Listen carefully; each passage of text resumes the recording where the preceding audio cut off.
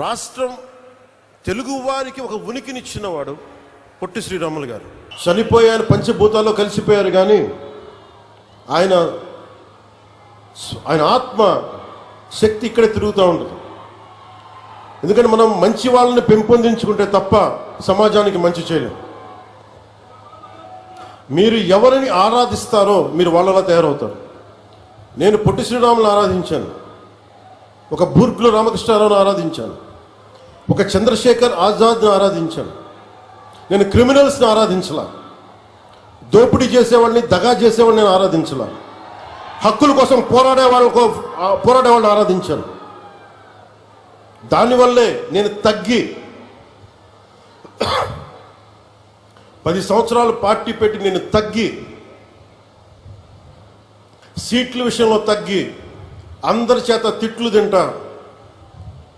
ఒకడు అమ్మేశానని ఒకడు, ఇంకా దిగజారిపోయాను ఇంకొకడు, ఎవరు మాట్లాడినా నేను తగ్గింది. మీకు నేను ఈ నీటి సాక్షిగా చెప్తున్నాను, నేను తాగే నీళ్ళు సాక్షిగా చెప్తున్నాను, అమరజీవి జలధార సాక్షిగా చెప్తున్నాను. రాష్ట్రానికి మంచి జరగాలి, మీకు మంచి జరగాలి. నాకు స్వార్థమే లేదు. నాకు జీవితకాలంలో వాటర్ బాటిల్స్ కొనుక్కొని పెట్టుకోవచ్చు. నేను ఎప్పుడు జీవితంలో కలగనలా వాటర్ బాటిల్ కొనుక్కొని నీళ్లు తాగాల్సి వస్తుంది పెరిగేటప్పుడు. దట్టు ముఖ్యంగా మరి గోదావరి జిల్లాలో గోదావరి తీర ప్రాంతం పారే కాలం ఇది, నేల ఇది. ఇక్కడ కూడా నీళ్ళ కరువు వస్తుంటే నేను ఎప్పుడు కళ్ళలో కూడా ఎవరు ఊహించున్నాం.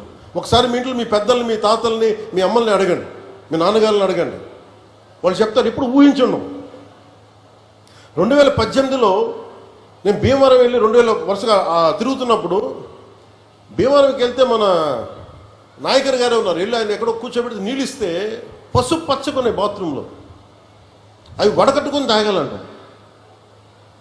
నా తల తిరిగిపోయింది. నాకు ఏమైపోయినాయి అంటే భూగర్భ జలాలు కలుషితం అయిపోయినాయి.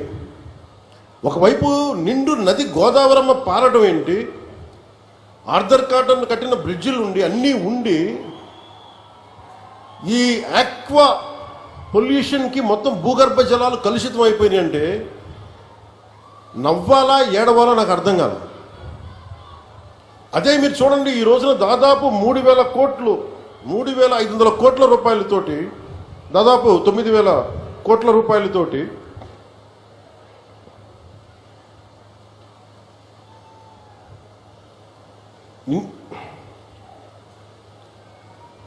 $9,000 ఇది ఎంత బడ్జెట్? ఇది 9 what is the budget? 9 budget ఎంత ఉంది? 7,900 తోటి మనం ప్రారంభిస్తున్నది.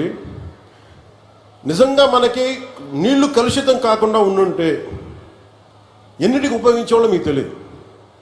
మీ పిల్లల భవిష్యత్తుకి, మీ కాలేజీలకి, మీకు ఏదైనా స్కిల్ డెవలప్మెంట్. కానీ నీళ్లు కలుషితం అయిపోయి in the name of development, in the name of commerce ఉన్న ప్రకృతి వనరులను చంపేసుకొని మనం ఈ రోజున వీటి ఖర్చు పెడుతుంటే చాలా బరువు హృదయంతో చెప్తున్నాను, చాలా బాధేస్తుంది. నా కోసం కాదు, మనందరి కోసం. బిడ్డలకి కనీసం ఈరోజు ఢిల్లీలో చూస్తే పొల్యూషన్ వచ్చేసింది. ఒకసారి ఢిల్లీ గాలి పీల్చుకుంటే 20 సిగరెట్లు తాగినంత పొల్యూషన్ మనకి గుండెల్లోకి వెళ్ళిపోద్ది, ఊపిరితిత్తుల్లోకి. నీళ్లు ఇట్లా కలుషితం అయిపోయినాయి. సో అందుకని నేను జనసేనలో కీలకమైంది పర్యావరణాన్ని పరిరక్షించే అభివృద్ధి ప్రస్థానం ఉండాలని అందుకని ప్రతిపాదించింది నేను. ఇది మనం అర్థం చేసుకోకపోతే ఏమైపోద్దంటే పిల్లలకి మనం ఏమిస్తాం? మీరు అందరూ 1,000 కోట్లు ఇవ్వండి, ఆస్తులు ఇవ్వండి, తాగడానికి స్వచ్ఛమైన నీళ్ళు ఇవ్వలేరు, తాగడానికి స్వచ్ఛమైన గాలి అయితే ఇవ్వలేరు. అందుకని మనందరి బాధ్యత ఇదంతా. సో దాన్ని ప్రధానమంత్రి గారు ఈ రోజున మనకి ఇంత 1,000 కోట్లు వచ్చినాయి అంటే ముందుగా మనం కృతజ్ఞత చెప్పుకోవాల్సింది ఒకే ఒక వ్యక్తి, గౌరవ ప్రధాని శ్రీ నరేంద్ర మోదీ గారు.